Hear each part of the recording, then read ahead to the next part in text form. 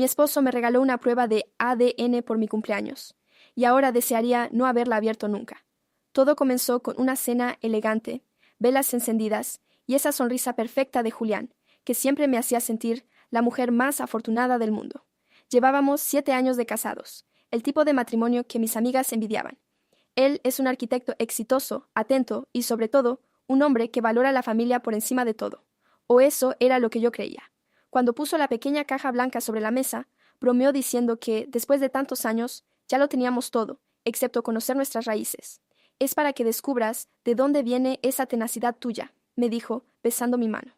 Yo me reí, emocionada por la idea de explorar mi árbol genealógico. Me hice la prueba esa misma noche, siguiendo las instrucciones al pie de la letra, y envié el kit por correo al día siguiente. Pasaron 3 semanas.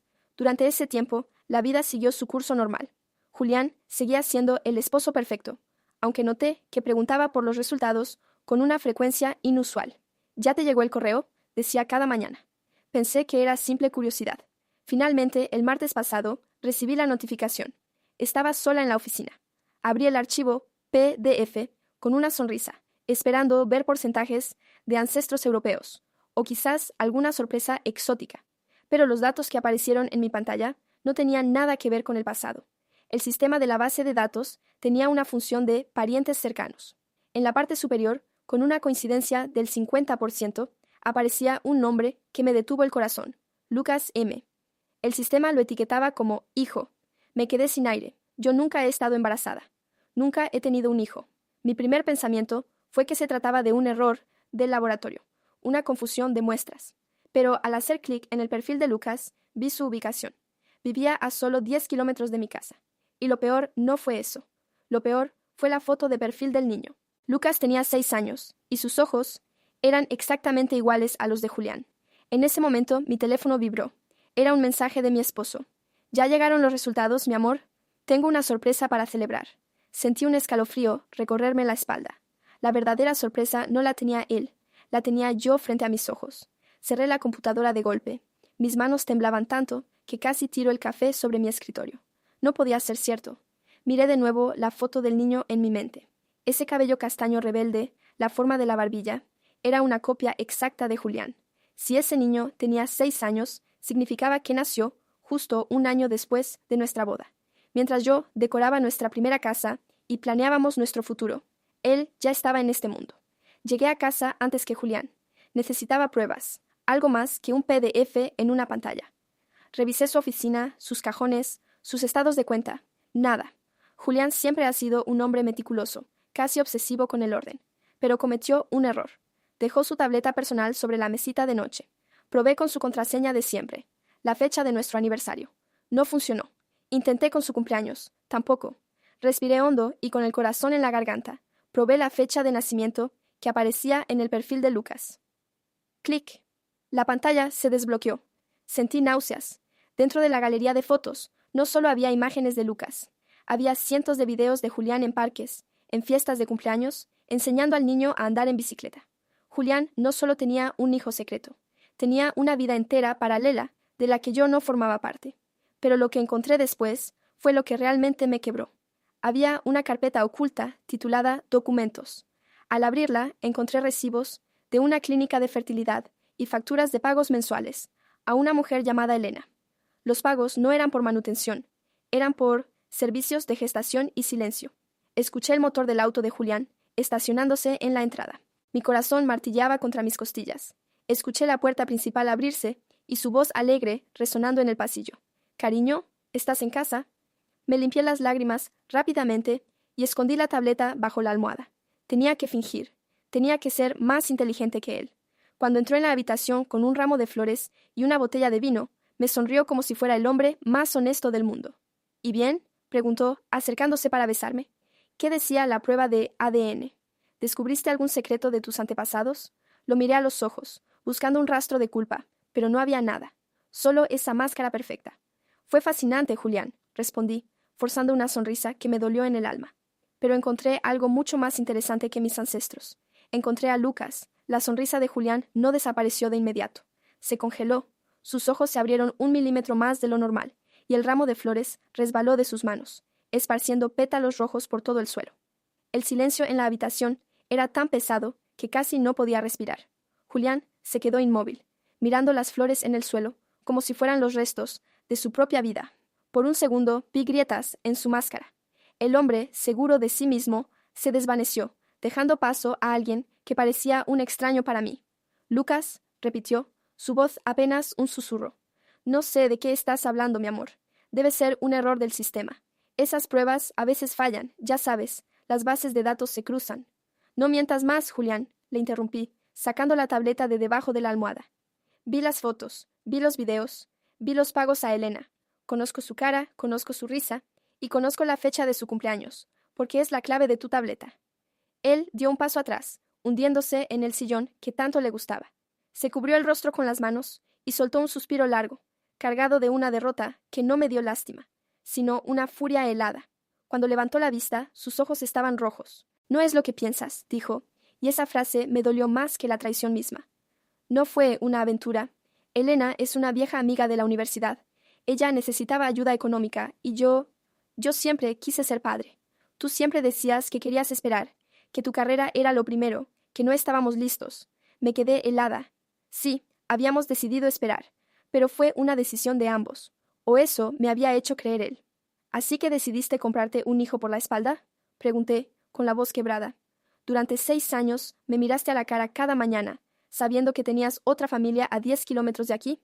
No es otra familia, insistió él, levantándose e intentando tocar mi hombro, pero me aparté como si su piel quemara. Solo es Lucas. Elena es solo la madre biológica. Ella no significa nada. Yo solo quería asegurar nuestro legado. Quería que, cuando estuviéramos listos, él ya estuviera aquí para nosotros. ¿Para nosotros? Solté una carcajada amarga. Me regalaste esa prueba de ADN porque sabías que Lucas aparecería, ¿verdad? Querías que lo descubriera así para suavizar la noticia. Querías forzarme a ser madre de un niño que ocultaste durante años. Julián bajó la cabeza y asintió levemente. Pensé que, al verlo mucho, que se parece a mí, no podrías rechazarlo. Él es mi sangre, Victoria, y si tú y yo estamos juntos, él también es tuyo. En ese momento, mi teléfono, que estaba sobre la cómoda, comenzó a vibrar con una llamada entrante. El nombre en la pantalla hizo que el poco aire que me quedaba desapareciera. Elena. Julián palideció al ver el nombre. Yo tomé el teléfono y antes de que él pudiera arrebatármelo, acepté la llamada y puse el altavoz. «¿Julián?» La voz de la mujer sonaba desesperada, con un llanto contenido. «Tienes que venir al hospital ahora mismo». El abogado llamó. Dice que el trato se acabó. Alguien envió los papeles de la clínica a la policía y dicen que lo que hicimos es ilegal. Van a quitarme a Lucas si no hacemos algo ya. Miré a Julián. Sus ojos estaban desorbitados. Pero lo que ella no sabía era que yo no había enviado nada a la policía. Todavía. El teléfono seguía encendido en mi mano.